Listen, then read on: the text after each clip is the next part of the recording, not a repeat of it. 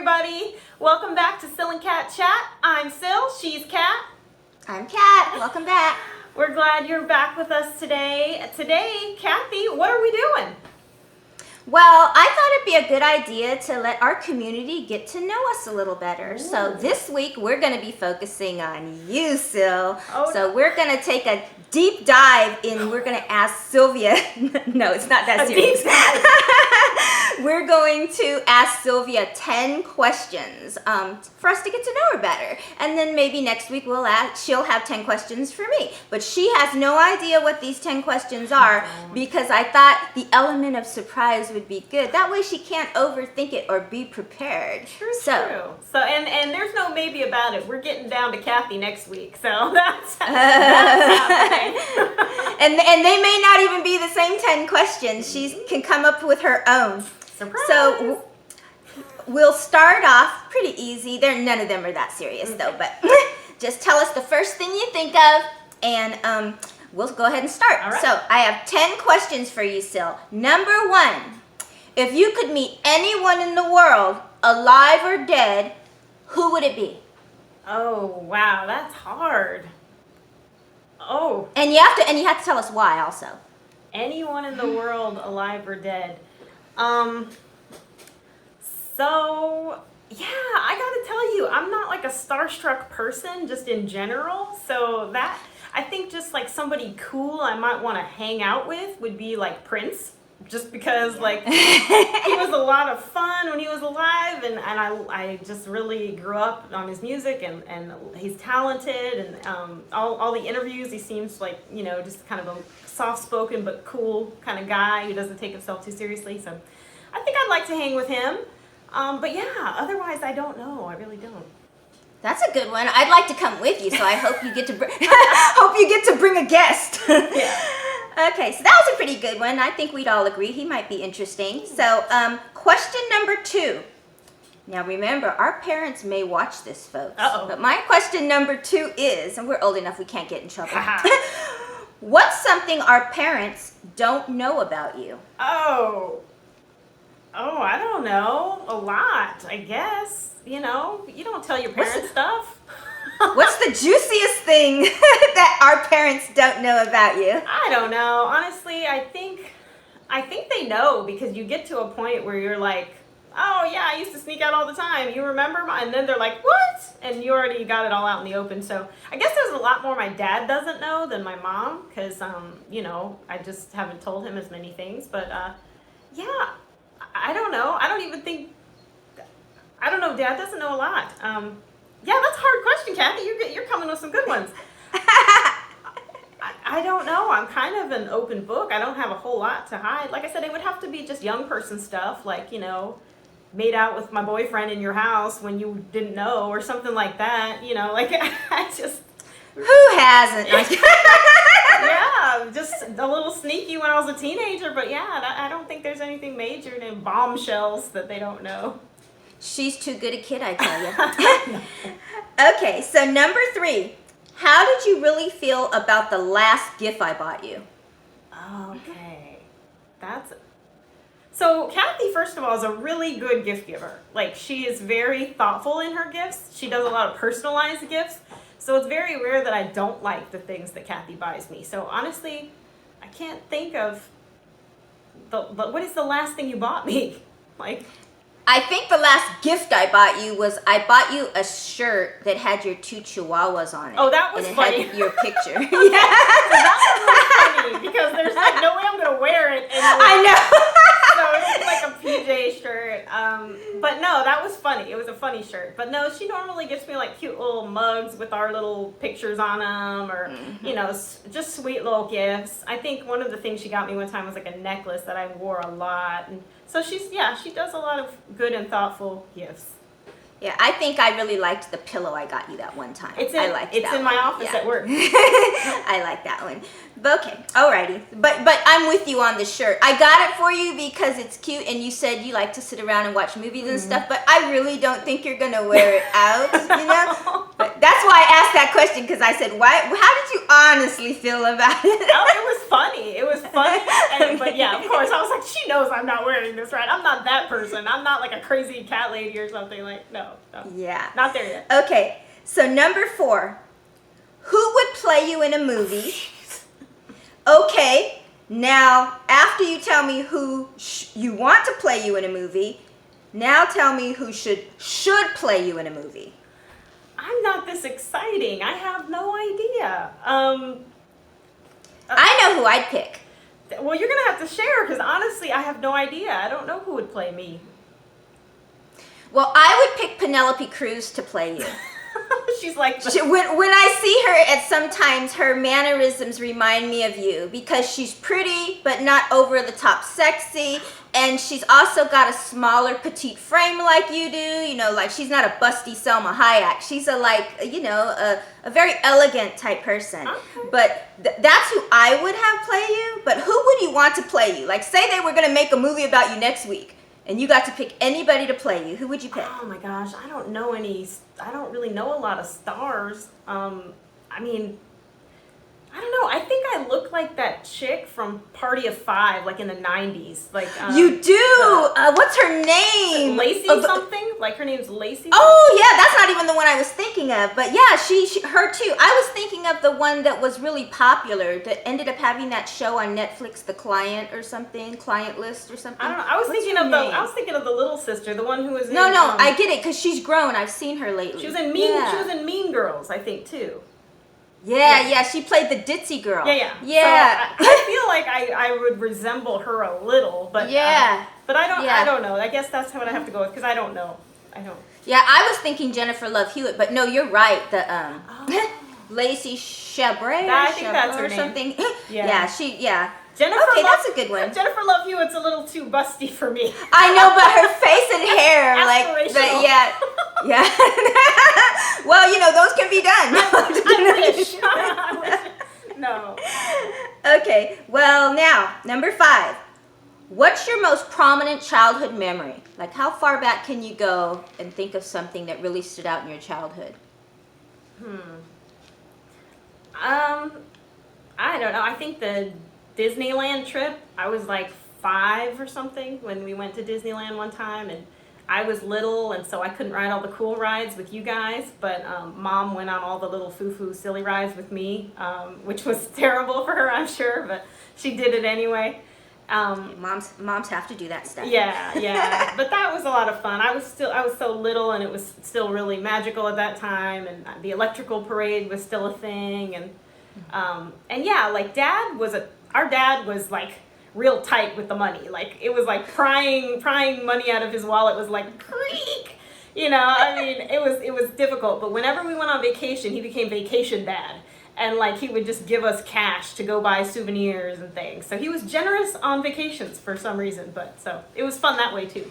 Yeah. It's also because he would cut out on vacation. Like, he would go on one ride or something and start saying how he didn't feel well, the heat was getting to him or something, and he'd leave Mom there at the park with us to entertain us all. Right. But yeah, he would give us enough money to obviously eat and get snacks, and then like get a souvenir. So I'd get like a big button or something, like, because there were many of us kids, so it was Disneyland could be pretty costly, and you parents out there know that. Yeah. I know it when I go with one person how expensive it is. Yeah. So that was a lot of fun.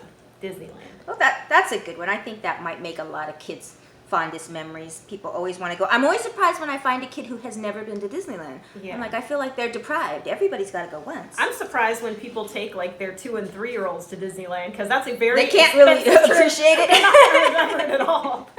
It's like bringing a shopping bag full of something that you can't give to anybody to hold for you. Yeah, that would be a drag. Yeah. Okay, so now we're on to number 6. On a scale from 1 to 10, how uncomfortable are you answering these questions? Oh, like 9. Yeah. I'm not good at at these questions, and I'm not good at not knowing it on the spot. Like if I had, if I had previous, knowledge of these questions and could have thoughtfully considered them, but on the spot, that's it's very the fun hard. of that's the fun of it being 10 surprise questions is you don't get to know what they are. Yeah, so there's it's no preparation. Yeah. Yes. Okay. So 7. When did you tell your mom and dad that you started drinking? And when did you actually have your first drink? Oh my goodness. I don't know when I told them I started. I think Mom knew I was up to no good in high school. You have to assume that, but Oh yeah. but no, I actually had my first drink. Okay, so this is funny actually. I had my first drink in the 4th grade with Richie. We were 10 years old, and we got into Dad's tequila bottle because it had a worm in it, and we mixed it with our Kool-Aid, our red Kool-Aid, because that's what you do when you're 10. And I took one sip and was gagging, and it was disgusting, so I didn't drink anymore. But I had my first real drink, like a 40 or a wine cooler, freshman year of high school, so 14 or something. High school sounds about right. It's funny because for me, I didn't drink that early. Such a good and it wasn't because I was a great kid or anything. No, it really wasn't. It was because I'm a Leo, and we don't like people telling us what to do, and peer pressure doesn't work on me. I remember when you and Charles tried to get me to smoke a joint or drink what are you talking about? something Carlos Rossi or whatever, and you guys were like buzzed or whatever, and you were trying to get me to do it, and I was just no, I'm not gonna do it, because I figured I would do it when I want to do it, and I never got a chance to say, hey, let me try that, because everybody's always trying to pressure you when you're in high school to do it. Very true. So I was just being a stubborn Leo like I am. Yes. But it was fun to watch you guys act a fool. Crazy time. Yep. So the next question is number 8. Which of our siblings is actually your favorite? And don't give us the mom-dad answer where they say you're all my favorites. No, I wouldn't do that. Yeah. If you have to split it up, one boy, one girl, you can. Because sometimes your brothers do different things for you than your sisters. Well, you're my favorite, period. I mean, and I'm not just saying that because you're here, but I mean, that's just a fact. I mean, it's when we have 6 siblings. Yeah, I mean, we have a lot of siblings. So, I'm the closest to you. We've maintained the closest bond. We, people probably don't know this, but Kathy took me in for a year when I was in high school. I was having a hard time adjusting. My parents had got divorced, and my mom had a new boyfriend, and I was going through the teenage angstiness of a 15, 16-year-old. And my sister was in her 20s, and she had an apartment, and she got a bigger apartment just so I could come and live with her. And I gave her hell for about a year because I was, trying to do bad things and thought I could take advantage of her because she's my cool sister. So it was, but that means a lot. That meant a lot. She knew I was unhappy, and she offered her home to me. So, but besides that, all through my 20s and 30s, I think we've just gotten closer as time goes on, So there's a 7-year gap between us, but the gap closes the older we get, and yeah, as you get older, I've noticed that, because we have a lot of things in common, and just out of the blue, mistakenly things we don't try. We live nowhere close to one another, but sometimes we'll do the same things, we'll eat the same things, we like the same things. And I honestly gotta say that I've been on vacation with many people, family, friends, significant others, and I had the best vacation ever with my sister. For me, I'm sure she's probably had some great ones with her husband, but with me, she was my favorite vacation because I've always had people that were a little bit into different things than I am, or they're kind of the Debbie Downer type you go on vacation with, where they don't want to do anything. But vacationing with my sister is so easy because I was like, what do you want to do? Oh, that sounds cool. Let's do that. You want to do this? Oh, I don't care. Whatever you want to do. And we like to do anything. We're down to try anything and everything. And we tend to just like similar things. So it's not like we have to sacrifice our fun time to do something we don't want to do. We just all down to do whatever. So yeah, my sister's my favorite too. So in case she was going to ask me that question next week, there's no point. There's no point to ask me that question. It just, as the years have gone by, we live the furthest apart. I live closer to every other sibling, but she's my absolute favorite. sibling because she's invested in me, and I like that about people who are not like, just even with friends that aren't friends because of what you do for them, but they're givers as well as takers. It's a true friendship. And if she wasn't my sister, I like her so much as a person, she would still be my friend. Well, thank you. But yeah, by far my sister is my favorite. So that's just, yeah. That was the easy question. Okay. That was the easiest one so far. Oh yeah. So number 9. Okay, this is a good one because yesterday you told me about a piece of advice I gave you, but this one, number 9. What's one piece of parental advice that you've held on to? Parental advice. Yeah, I would say it was actually Dad. Because Dad has instilled in me to strive for excellence, like to never just do your best in everything you do. And I used to hate it when I was young. I'm like, because if we got an A-, he'd be like, why isn't it an A? Or if it was a B-, he'd say, it's almost a C, And don't say you don't know why. You better have a reason why. And my dad will come back in and ask you why. Oh, yeah. He would just, and one time I remember I got like a C, and he just asked me, is this your best? And I was like, I made all kinds of excuses, and then he's like, but is it your best? And I was like, no, it's not my best. He made you feel bad. Yeah, he did. But like I said, and I used to hate that. I used to be like, why can't he just be happy like other parents? Other parents don't mind B's. Why do they all have to be A's? But I think in his mind, he knew that I was smart. I was a gifted student, and so when I didn't get good grades, I was being lazy, and that's a fact. And so. But yeah, I carried that with me into high school and college, and even today, I still strive for excellence. And I tell my kids the same thing. Like, they don't have to get straight A's, but I have asked them that same question Dad asked me, is it your best? Because if you could tell me it's your best, then it's okay. But if not, then do your best. Yeah. And that's carried on to her, and it paid you off well, especially this week. My sister had some awesome news. She got her master's degree, and that was already impressive, but she was acknowledged on a live stream as being the top graduate in her human services master's degree program. And there's like over 100 people in her program. So I was so excited when she told me, and I had to text her, I had to call her, I had to post it, I had to brag, because I will never be the top graduate in any master's degree program in my life. So I share her win with her that, that's so awesome. I had to brag on her just a little bit, you guys, because it was a long time coming to get there, but then to actually be acknowledged as the best among something, I was so happy for her. So well deserved. Good job. Thank you. That was sweet. Yeah, she was sweet. She was very congratulatory. I happened it was yesterday during the workday, so I was literally home on my couch by myself. Everybody else was at work, and so I was watching this announcement, and it was so sweet, the speech that the professor gave. And I shared it with my sister, and she congratulated me, but then she just called. She's like, I just had to call because you're there by yourself, and I had to tell you how proud I am. So it meant a lot, and it's true. I did strive for excellence in this program. I finished out with a 4.0 because that was the best I could do. So I gave it my best. Yeah, that was awesome. Those are times where I wish I did live next to my sister, because I would have drove over there with some flowers and balloons and said, "Let's take you out to a congratulatory dinner. That's awesome. That we have to drink to that." So that's a wonderful accomplishment. And she's only one of 2 of my mom's 5 children to actually graduate from college, and she went the furthest with her college in getting her master's. My brother has his bachelor's from Sac State, I believe, in criminal justice. But they're the babies of my mom's too. So that's very nice. I was very proud. Well, thank you. And then, okay, let's move on to the last one, number 10.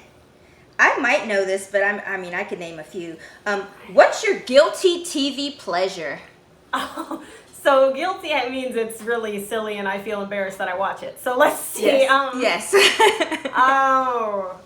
Most recently, On My Block on Netflix. I love it. It's terrible. It's so silly. The teenagers in LA, And I do. I feel silly watching it. Like I should be a 14-year-old girl or something. But I don't know. They just made me laugh. And so that's probably, that's a guilty pleasure. Yeah, I like the gangster guy in that. Yes. And I just realized there's a couple of gangster guys I like in that. I like the gangster guy and his younger brother, but like one's really he's roughneck. I like that. But he's really not like that in real life though, because I went to find out more about him, like what else has he been in. So I went to Instagram, and he like is a regular dude, and he plays music, and he's got a main squeeze girlfriend for, I think, long term. They might even be married by now, who knows. But so I looked into him a little bit, and then I just realized, because I binge watched Selena Part 2 already, Sylvia. I just realized it too. I watched the whole thing, and then when I looked at who played the part, I was like, wait a minute, that name sounds familiar. So I looked him up, and I was like, no, that's that guy, and he looks absolutely nothing like that, which is great, because that will keep him from getting typecasted into a certain, box. So, but I just realized that was him after the whole season was over. So did I. Exactly the same thing happened. I watched the whole first season and didn't notice, and then and then I looked him up on like IMDb or something and saw that. Yeah, he was too nice in Selena, so like the hotness factor dropped, because we like a bad boy. And be a gangster. We want to feel protected. I feel like he.